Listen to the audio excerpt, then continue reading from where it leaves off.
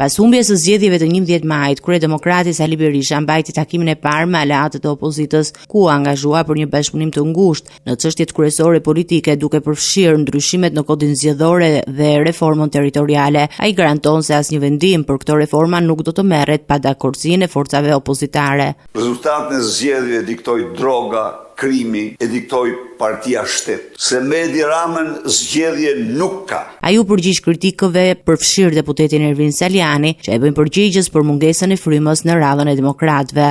Me duhet të them këtyre altoparlanëve të Edi Ramës, ose kriptoramistëve, se Rumania dhe Bullgaria janë vende të lira, se në Rumani dhe Bullgari nuk shtypet pluralizmi, se në Rumani dhe në Bullgari nuk humbasin vendet të punës njerëzit në qoftë se kanë bindje të ndryshme, se Rumania dhe Bullgaria ka patur raste kanë zhvilluar në një vit 2 dhe 3 palë zgjedhje dhe kanë ndryshuar qeverinë. Kurse ky pasardhës i Kristaq Ramës, ky nuk lëshon dot pushtetin, shikoni çfarë bën. Në lidhje me reformën territoriale, Berisha u angazhua për një qasje të re duke hequr dorë nga propozimet e mëparshme të demokratëve.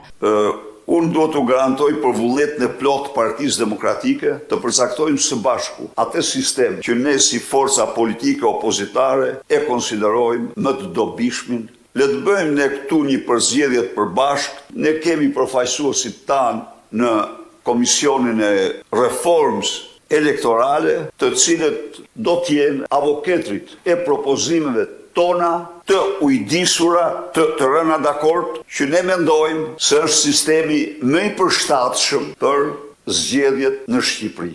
Ne nuk i qenojmë skemës së mëparshme. Nuk themi se 410 bashki dhe komuna do t'jenë, se disa prej tyre ju garantojnë ju, kanë ngel vetëm stane bagtish tani.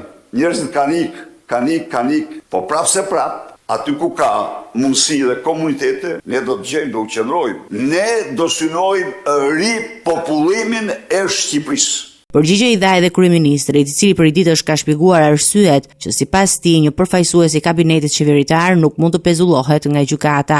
Shkon vetë në polici, e arrestojnë. Unë këtë sistem e njoh shumë mirë. Aq mirë e njoh sa e kam përcaktuar edhe qendrimin tim, për qendrimin tim opozitar. Pra qendrimi im ky është. Problemi shtrohet, doktor, me mira fise të djava ende në përgjykatën. Edhe gjatë këtij takimi, aleatët e opozitës kritikuan Berishën për mënyrën e vimit të aksionit opozitar dhe trajtimin e anëtarëve të vegjël të Partisë Demokratike, duke sfiduar atë për të garantuar një strategji më të koordinuar dhe gjithëpërfshirëse.